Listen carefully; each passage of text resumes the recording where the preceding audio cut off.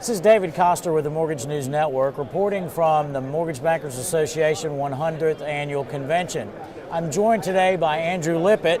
Andrew is the CEO of Secure Settlements. Andrew, thank you for being here. Thank you, David. Tell me a little bit about your company and what it is that you offer to the mortgage community. Well, Secure Settlements is what we call a data intelligence and risk analytics firm. In the last number of years, there's been a greater emphasis on risk management within the mortgage industry, both to protect lenders from losses from bad loans, from fraudulent loans, but also to create a better environment for consumers and to make sure consumers are protected throughout the mortgage process. Many of the risk management functions are required to be outsourced because banks' primary functions are selling loans, not really doing risk management, and so many of them feel comfortable with hiring a firm like ours who specializes in that. All we do 24/7 is risk management. Well, you're also an attorney. Yes. Did you expect when you were in law school that this is what you'd be doing at this point in your life? Not at all. But I'll tell you how I got there. It's an interesting story because I was an attorney in the banking industry and actually had been what they call a settlement agent. I closed loans on behalf of lenders. And probably about 10 years ago, I noticed what I thought was a gap in risk management as it surrounds the closing table.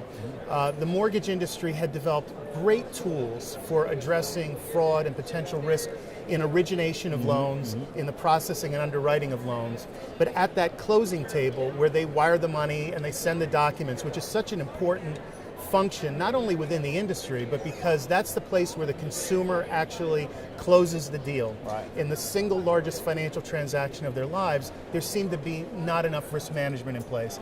And so about a decade ago, I started trying to think of ways to help correct what I thought was an imbalance in that area.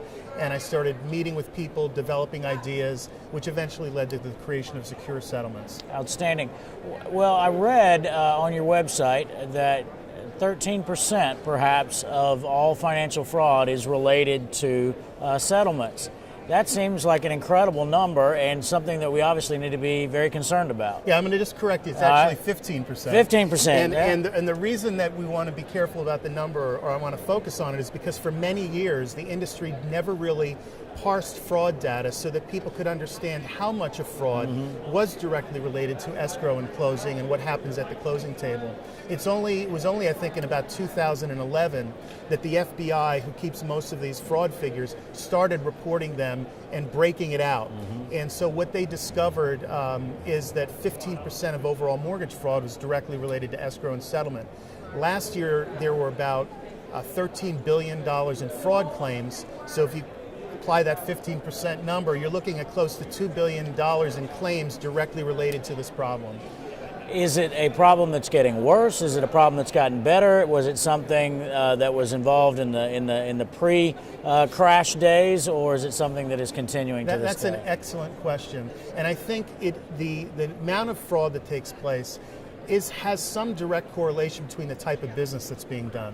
We've just come out of a 3-year period where there's been a lot of refi business, what they call rate and term refis, where people simply are refinancing a loan to get a lower rate. There's very little fraud in that type of business. You see the majority of fraud when there are transactions taking place. So for the past 3 years, we've had a little bit of a lull in mortgage fraud. The numbers started coming down.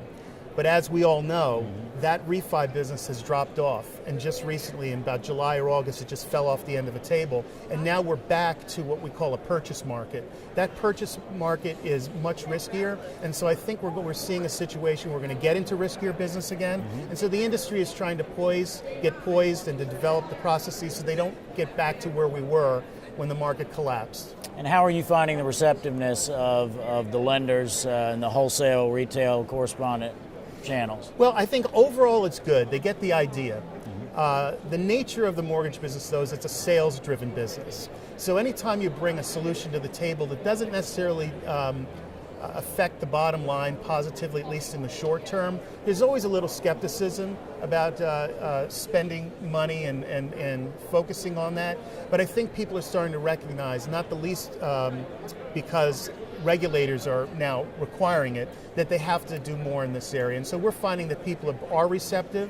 They're very interested in outsourcing it so that they can focus on selling loans and they can leave us to shoulder the burden of helping them meet the regulatory requirements. Excellent. Well, I want to wrap up with two questions that are related to something I read on your website, which I found very interesting. In your statement of philosophy and values, and I apologize for reading it, but I want to get it correct, you say never trust public data 100%.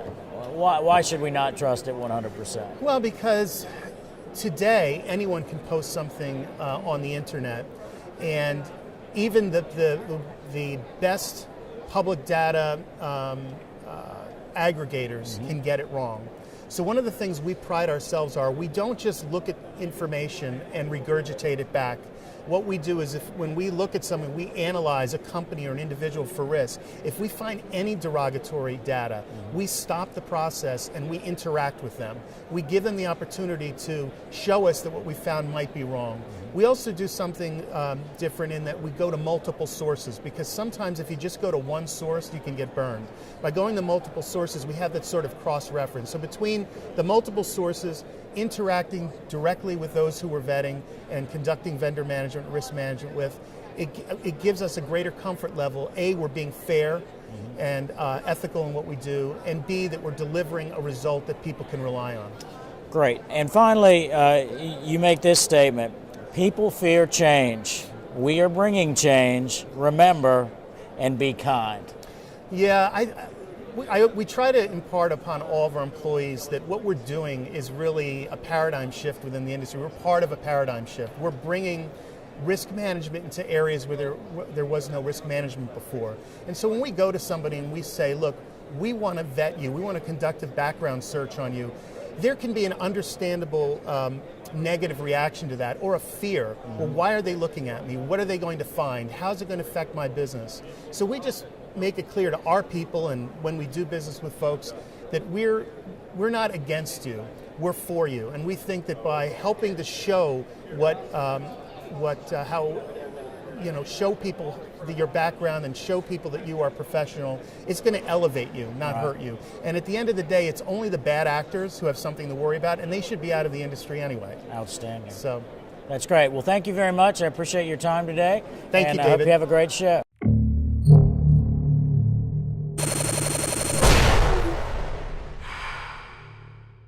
This is Mortgage News Network.